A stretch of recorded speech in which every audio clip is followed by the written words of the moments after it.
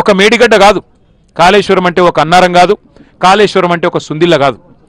ఇక్కడ ఒక బ్యారేజ్ ఇక్కడ ఉంది, కానీ కాళేశ్వరం అంటే 3 బ్యారేజీలు, మేడిగడ్డ, అన్నారం, సుందిల్ల, 15 రిజర్వాయర్లు.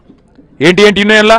మా మిడ్ మానేరు, రాజరాజేశ్వర సాగరు, మలకపేట, లోవర్ మానేరు, అటు పైన రంగనాయక సాగరు, మల్లన్న సాగరు, అట్లాగే కొండపోచమ్మ సాగరు, గంధమల్ల, ఇట్లా 1-2 కాదు, బస్వాపూరు, ఇట్లా 15 రిజర్వాయర్లు ఉన్నాయి. 21 పంప్ హౌజులు ఉన్నాయి కాళేశ్వరంలో. అట్లాగే ఇప్పుడు సరస్వతి పంప్ హౌజ్ లాగా, లక్ష్మీ పంప్ హౌజ్ లాగా, పార్వతి పంప్ హౌజ్ లాగా, ఇప్పుడు మనం ఎక్కడైతే కన్నపల్లిలో ఉన్నామో అది లక్ష్మీ పంప్ హౌజ్. ఇట్లా 21 పంప్ హౌజ్లు, 19 సబ్స్టేషన్లు, 203 కిలోమీటర్ల సొరంగ మార్గాలు, అట్లాగే 1531 కిలోమీటర్ల కాలువలు, 98 కిలోమీటర్ల ప్రెజర్ మెయిన్స్, మొత్తం కలిపి 141 టీఎంసీల సామర్థ్యం. ఏది స్టోరేజ్ కెపాసిటీ. మీకు ఒక చిన్న ఐడియా చెప్తాను, నేను ఒక చిన్న మాట చెప్తా. తుమ్మిడిహెట్టి ప్రాజెక్టు ప్రాణహిత చేవెళ్ళ అని పెట్టినప్పుడు, తుమ్మిడిహెట్టి దగ్గర సోర్స్ పెట్టినప్పుడు మొత్తం స్టోరేజ్ నిల్వ సామర్థ్యం ఎంత అయ్యా ప్రాజెక్టు అంటే 16 టీఎంసీలు మాత్రమే. దాన్ని 142 టీఎంసీలకు పెంచింది కేసీఆర్ ప్రభుత్వం.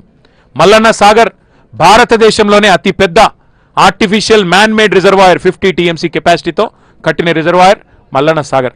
ఇట్లాంటి ఎన్నో అద్భుతాల సమాహారమే కాళేశ్వరం. అందులో ఒక్క బ్యారేజ్లో 370 పైచిలకు పిల్లర్లుండే 3 బ్యారేజీలు కలిపితే ఒక్క బ్యారేజీలో 2 పిల్లర్ల కాడ కొంత కుంగుబాటు వచ్చింది. సరే, అందులో కూడా లంగతనం ఉందనేది మా అందరి అనుమానం. అందులో కూడా ఎలక్షన్ల ముంగటనే జరిగింది, ఏమో జరిగింది, కొంతమంది దుర్మార్గులు ఏదో చేసిండ్రు, ఎలక్షన్లు గెలిచేందుకు కేసీఆర్ను బద్నాం చేసేందుకని ఒక అనుమానం కూడా మాకున్నది.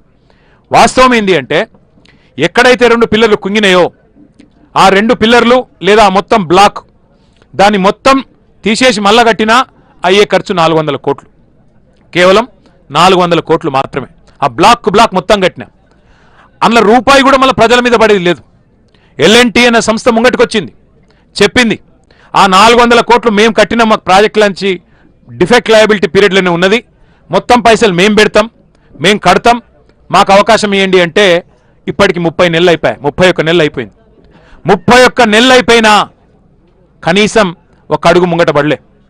ఇవాళకి కూడా ఒకటే పట్టుకున్నాడు, కాళేశ్వరం కూలేశ్వరం అయిపోయింది, కాళేశ్వరం కూలేశ్వరం అయిపోయింది అని చెప్పి పనికి మాలిన మాటలు, పసలేని విమర్శలు తప్ప ఇంకొకటేమి కాదు. ఇక్కడ ఒక చిన్న ఇంపార్టెంట్ విషయం మీకు చెప్పాలా. ప్రాణహితలో స్టోరేజ్ కెపాసిటీ కేవలం 16.4 టీఎంసీలు, మరి మనకు కాళేశ్వరం ప్రాజెక్టు యొక్క రిజర్వాయర్ల కెపాసిటీ 141 టీఎంసీలు.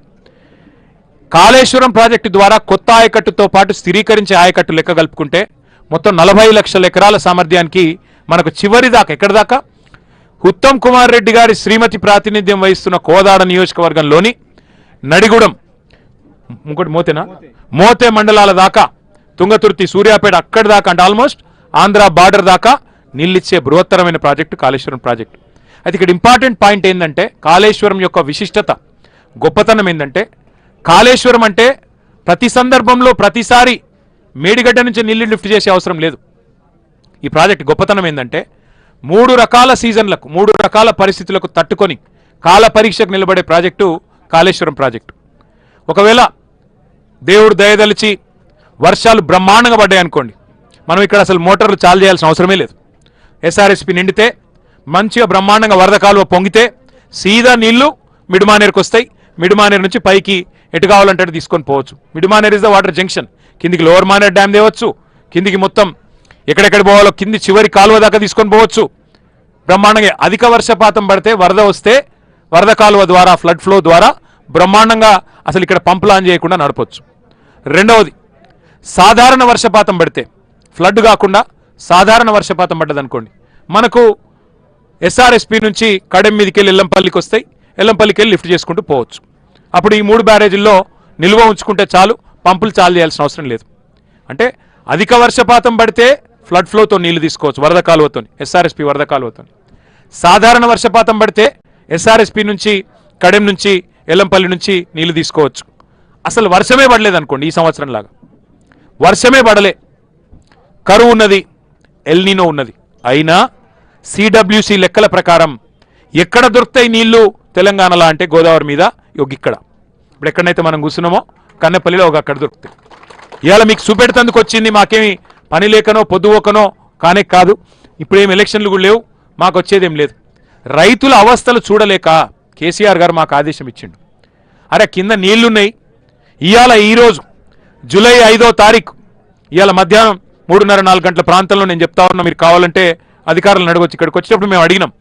ఇవాళ ఈరోజు ఇక్కడ 98,000 క్యూసెక్కులు అంటే దగ్గర దగ్గర 1,00,000 క్యూసెక్కుల నీళ్లు పోతా ఉన్నాయి కిందికి, సముద్రంలో వృధాగా కలుస్తూ ఉన్నాయి. 1,00,000 క్యూసెక్కులు కిందికి ఉత్తగానే పోతున్నాయి. అంటే ఇక్కడ ఇవాళ మేడిగడ్డ బ్యారేజ్తో సంబంధం లేకుండా, మేడిగడ్డ గ్యారేజ్ గేట్లు దించే అవసరం లేకుండా ఇక్కడ కన్నెపల్లిలో ఇప్పుడు మేము చూసినాం, ఇప్పుడు అధికారులను అడిగినాం. కన్నెపల్లి పంప్ హౌస్ దగ్గర గేట్లు చూసినాం ఇప్పుడే మేము. కన్నెపల్లిలోకి నీళ్ళు వస్తున్నాయి బ్రహ్మాండంగా. ఆ గేట్ కాడ నీళ్ళ ఎక్కడుంది, ఏ హైట్ దాకా ఉందని చూసినాం. 97 మీటర్లకు ఇలా నీళ్లు నిండున్నాయి. కన్నెపల్లి పంప్ హౌస్లో 93.5 మీటర్ల దాకా నిండుంటే చాలు. అంటే మినిమం డ్రాడౌన్ లెవెల్ 93.5 ఉంటే చాలు. మీరు జస్ట్ ఆ గేట్లు, కన్నెపల్లి పంప్ హౌస్ గేట్లు ఎత్తితే పంప్ హౌస్లోకి నీళ్లు పోతాయి, బటన్లు ఎత్తితే నీళ్లు. ఇవాళ ఫస్ట్ బెనిఫిషరీ మా కరీంనగర్.